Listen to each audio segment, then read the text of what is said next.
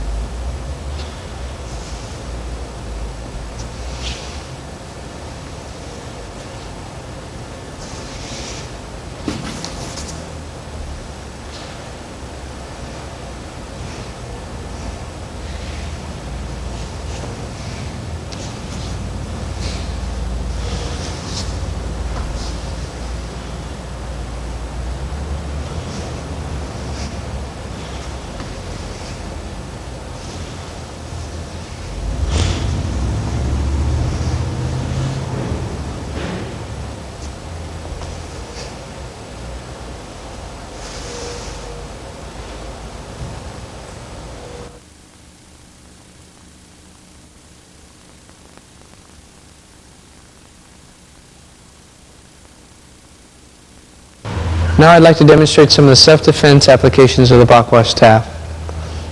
Begin. If my opponent attacks me, I parry to the side, pull down to flat lock, and then strike. It goes like this. This flat lock is used in the form this way, and then shot in. It can be used at any level. If he's striking high, I can come this way, back, and struck in this way, or lower, here, back, and then struck in this way. From there, we have many different applications. I'm going to show you at random a series of Pa Kua fighting, or staff fighting. So this is not to limit you to the form, but to give you a better spectrum of the Pa Kua Staff. This is called fishing pole staff.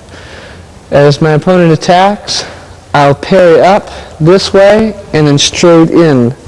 The up is to break his wrist and also his hold on the staff. So as he's attacking, I'll flick the staff down to strike up and then perpetrate through the throat. If my opponent attacks, I'll switch over this way and drop down to attack the ankle. One of the basic stomps is implied as my opponent attacks by parrying up, coming in, and straight down at the foot. This was used basically to off-balance him after the strike was coming from here. So it goes this way, strike, and then pull in. If he changes postures, if this strike is one of my favorite, it's a spin around. If my opponent attacks me, I'll parry this way, shoot here, and twist this way. It's used to drop and fall the opponent. We'll do that much slower. As he attacks, I parry, shoot in through the back leg. Now from there, I'll take a step and twist, and that's used to fall. If my opponent's poking, I'll parry this way as he pokes again, down, and then straight through to the side. So it's down and then straight through. Some spin turns as my opponent attacks, down through here, and it's struck through here. You see in the form where the turn goes back through here. What I'm doing is, as my opponent attacks, is I'm using this end to strike, and as it hits, catching this way and implementing the second strike through. This is much different from the original or the 8 animal because it's hard to do these fast without actually causing injury. If my opponent strikes towards my head, most people I've ever seen would parry this way. The only problem about this is he can retract and poke again, so I'm at his mercy. The proper way for parrying as he attacks is come here and slide down, striking, and then entering through. Taking the staff away from your opponent.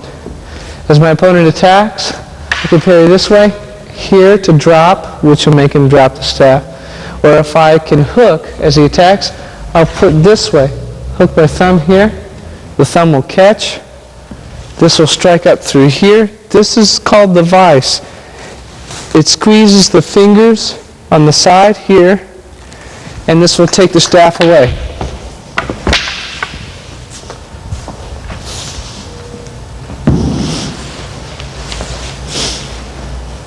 If my opponent attacks towards my feet, some people will strike this way.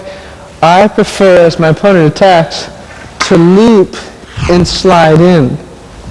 It's just a gamut step. Strike